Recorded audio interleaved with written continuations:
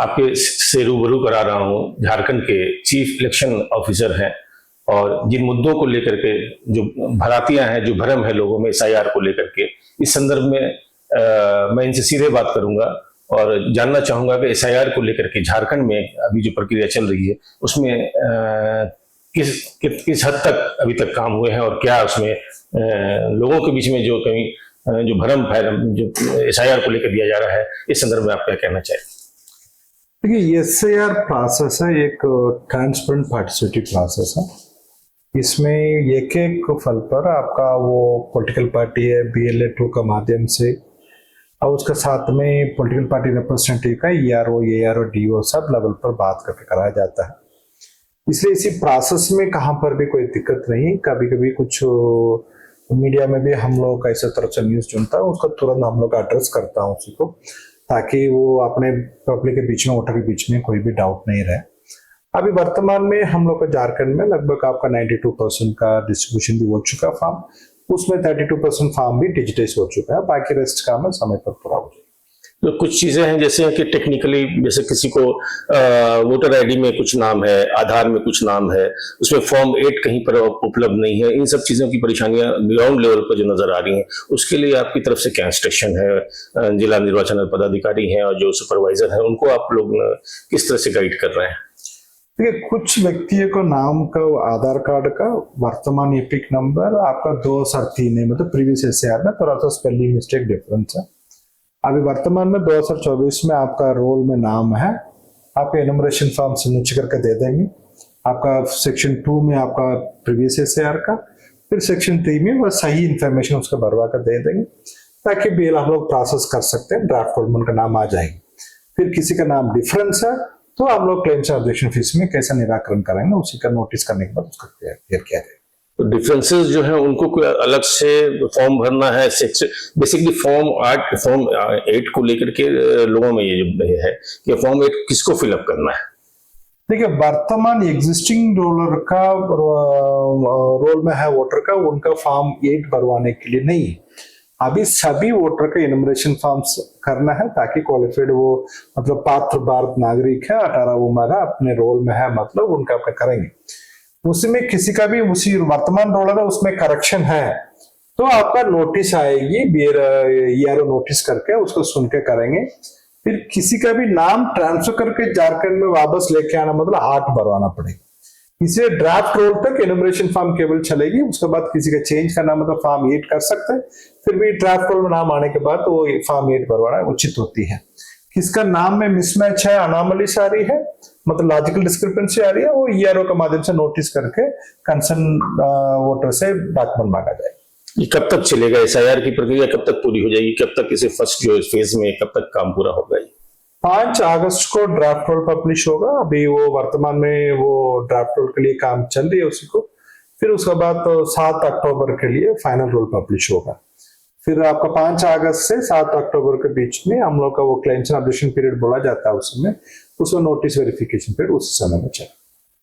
तो देखिए, जिस तरह के जैसा कि आप रवि कुमार जी ने बताया कि ये एकदम क्लियर है कि जिनकी भी आधार में या उसमें मिसमैच हो रहा है तो उसके लिए परेशान नहीं होना है। 5 तारीख तक जो अभी आपको फॉर्म है फिलअप करेंगे, और उसके बाद आपके पास में ये समय रहेगा कि आप अपने ऑब्जेक्शन को आप फॉर्म को भरेंगे ताकि उसमें करेक्शन हो सके।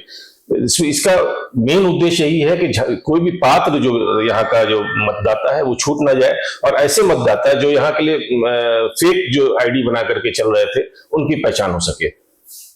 पैक्स मीडिया के लिए शाहनवाज हसन को ऑनलाइन अप्लाई करना है एसआईआर के लिए, कुछ दुविधाएं हैं उसमें। बहुत सरल तरीका से इलेक्शन कमीशन ने बनाया है जो ऐप, उसको सारे लोग उसको डाउनलोड करें ताकि वो खुद से ही एसआईआर की जो ये प्रक्रिया है उसको पूरी कर सकते हैं। हम आपको बताना चाहेंगे कि हमारे साथ मौजूद हैं सुबोध कुमार जी, सहायक मुख्य एडिशनल निर्वाचन पदाधिकारी हैं, और आपको सीधे उनसे रूबरू कराता हूँ। आप बताएंगे कि किस तरीके से आपको डाउनलोड करना है। देखिए, ये जो है ना, ये ECI नेट एक प्लेटफॉर्म है जो गूगल प्ले स्टोर पे और आपको कहीं भी मिल जाएगा इंटरनेट पे, इसको डाउनलोड कर लेना चाहिए।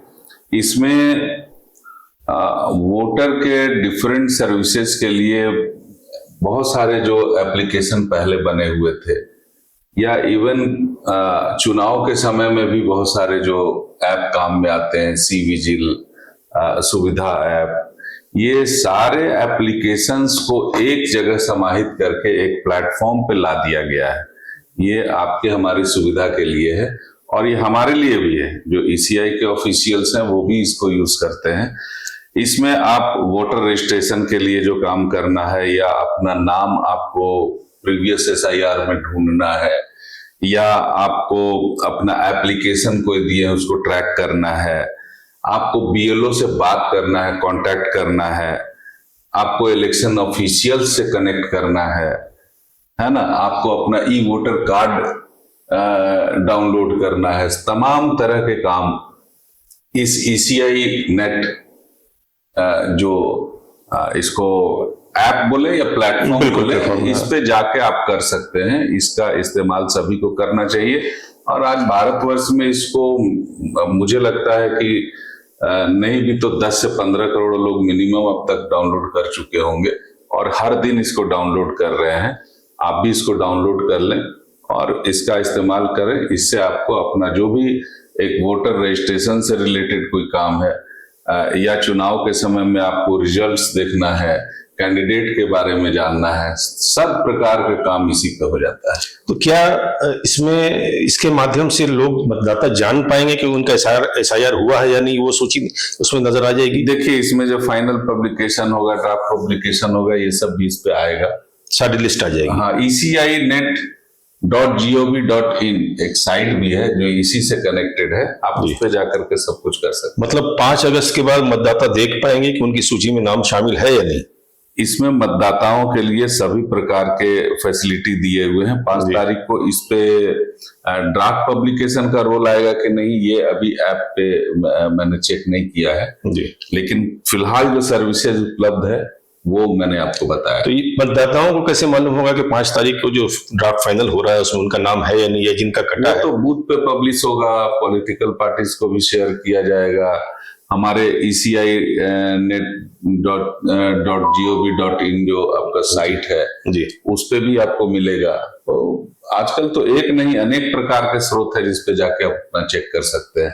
फिजिकली भी आप अपने बूथ पे चेक कर सकते हैं। बिल्कुल।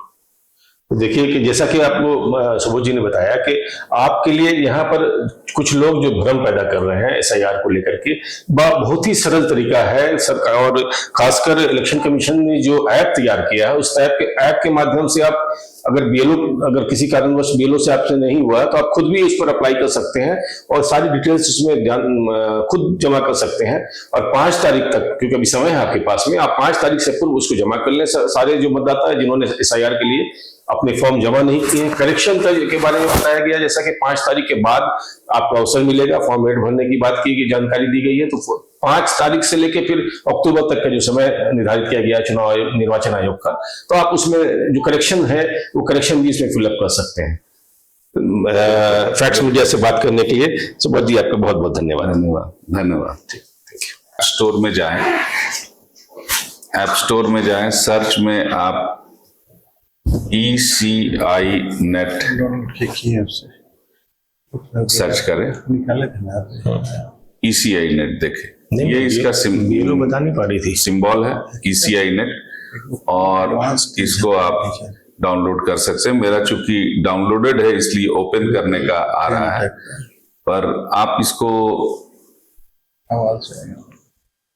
देखें, ये ऐप जो है इसको डाउनलोड किया जा सकता है। इसमें तमाम तरह के वोटर को जो सुविधाएं प्राप्त हैं वो सारा इसमें आइकन आ रहा है और ये बहुत ही हेल्पफुल है। और इसको लगातार इलेक्शन कमीशन ऑफ इंडिया इसको इम्प्रूव भी कर रही है।